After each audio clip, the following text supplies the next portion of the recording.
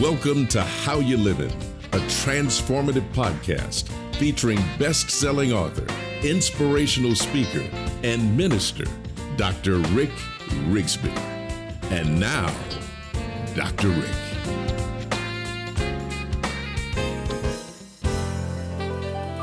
Hello, friends. Thanks so much for joining us today. I want to talk to you about reading, specifically the benefits of reading. Oh, what a joy it is to read a great book. But do you realize all the other benefits that come from reading?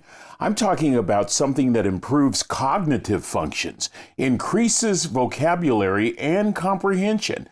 Reading encourages you to have empathy for other people. Reading will also help you to fall asleep at night. It will reduce your level of stress. Did you know that reading also lowers the blood pressure and the heart rate? Reading fights depression, even prevents cognitive decline as you age. Wow. I read one study that even suggests that there's a positive correlation between reading and living longer. Listen to this. The Health and Retirement Study investigated the reading patterns of over 3,600 participants during a 12-year period. The results are absolutely fascinating. They're published in the journal Innovation in Aging. The article is titled The Survival Advantage of Reading Books. Listen to this. The results.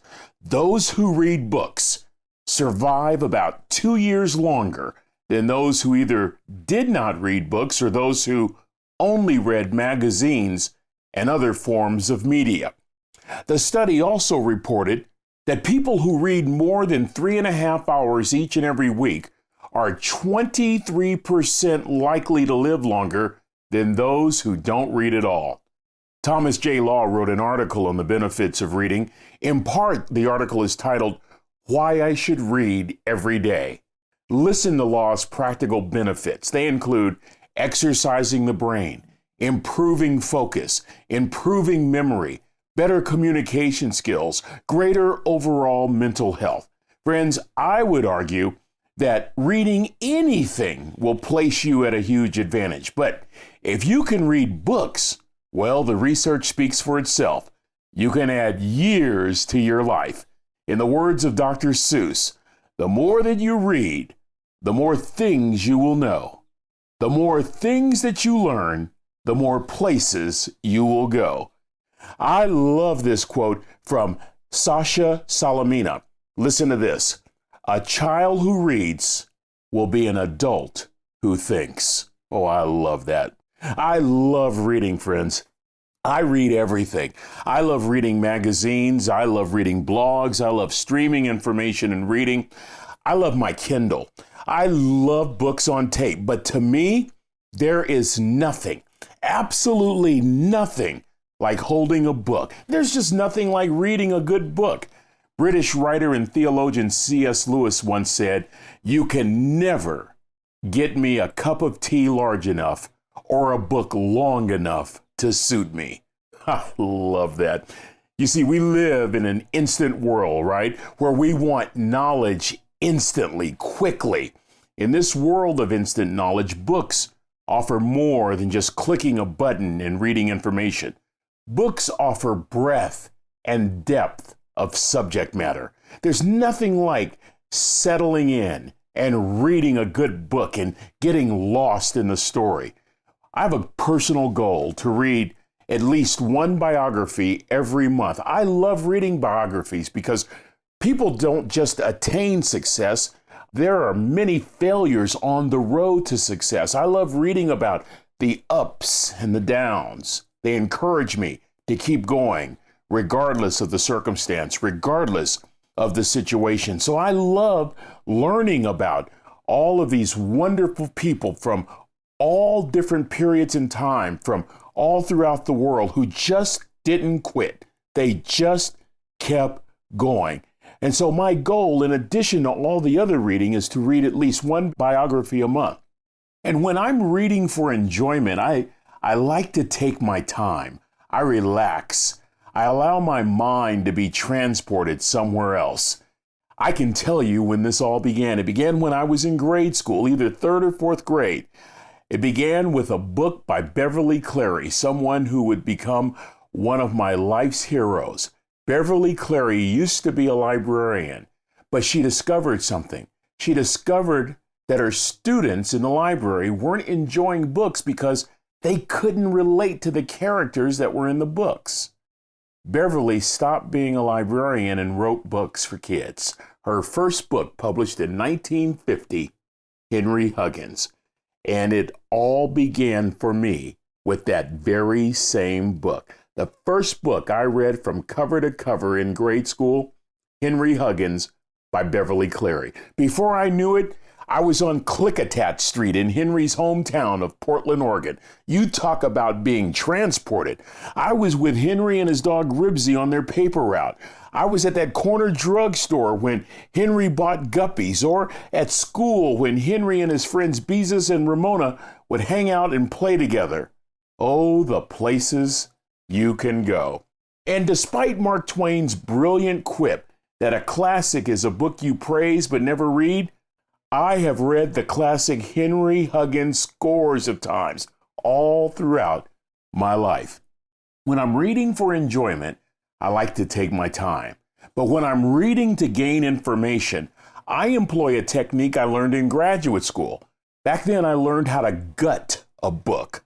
During doctoral studies, the weekly reading volume was quite heavy. We quickly learned to gut a book. This is what I mean. You would discover the thesis. Then you would skip to the systematic development of that thesis. And then you would locate the argument. And then you would either refute or support that argument. So instead of reading 200 pages, perhaps you read a fourth of that amount. Now, admittedly, it took me a while to develop this technique, but once you know what you're looking for, you can become more efficient with your time management. I was discussing this process with my good friend Jeff recently. We attended the same university, even served together on the same university board, and we continue to see each other on a regular basis. Now, Jeff loves reading also, and recently we were in the same city at the same time. We met for dinner, and as always, we discussed the latest books we've read. As a traveling pharmaceutical salesman, Jeff's a busy guy, and he was most interested in my gutting technique, especially books with regard to information. It was Jeff that suggested this podcast on reading, and I'm so glad he did. Jeff and I talked nonstop about two books that we'd recently read. We could have talked for days. Oh, the places you can go. The great comedian Groucho Marx once said, "I find television very educating. Every time someone turns on the TV, I go to the other room and read a book." Reading is one of those loves you don't have to just keep to yourself. Friends, you can pass it on. You can even pass it down to future generations. We have 4 sons and grandchildren. Each loves to read. And we began, like many of you, by reading to the children when they were young. As many of you know who listen regularly to my podcast, my first wife, Trina, sadly passed away years ago following a long battle with breast cancer. Back in the 70s, I met Trina in college. I was what we used to call a mass communications major. Trina studied nursing and went on to work as a labor and delivery nurse for a hospital. Once our sons were born, Trina decided to retire from nursing and be a stay-at-home mom. But as the boys got older and as they got into their elementary school years, Mom Trina, as she is affectionately remembered, would volunteer in the school library wherever the boys were attending school. And it was in that library where her love for reading was always on display. Her favorite thing to do as a volunteer was to read to the students. Even when she was sick, even between chemotherapy treatments, she would read to the students. It gave her such joy. And what a thrill it gave her when she was named school librarian at the last school our boys went to. Toward the end of her life, she still read. She would even ask me on one occasion to bring a rocking chair from home and place it in the library so that she could be more comfortable when she read to the students. She read to the students all the way up to the week before she passed away. Friends, I'm privileged beyond measure to speak a couple hundred times a year all over the world. But my number one absolute favorite engagement each year is driving from my home in Dallas to Bryan, College Station, Texas. It's there that I read to the students who attend Brazos Christian School. I read the same book every year, Henry Huggins. And I read Henry Huggins to the students who have assembled at the school's library, known today as the Trina L. Rigsby Memorial Library. Friends, pick up a book today and begin to read again. It will not only transform your life, but it will impact the lives of countless others. Oh, the places you can go when you read. That's going to do it for this episode. Until we meet again, this is Dr. Rick, asking the most important question I can ask. How you living? Are you ready to make an impact in your world right now? Do you want to stop existing and start living your best life right now? Dr. Rick wants to give you the first chapter of his best-selling book, Lessons from a Third Grade Dropout, absolutely free.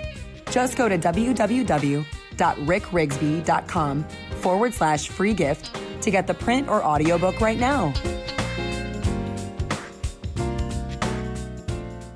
This is the podcastfactory.com.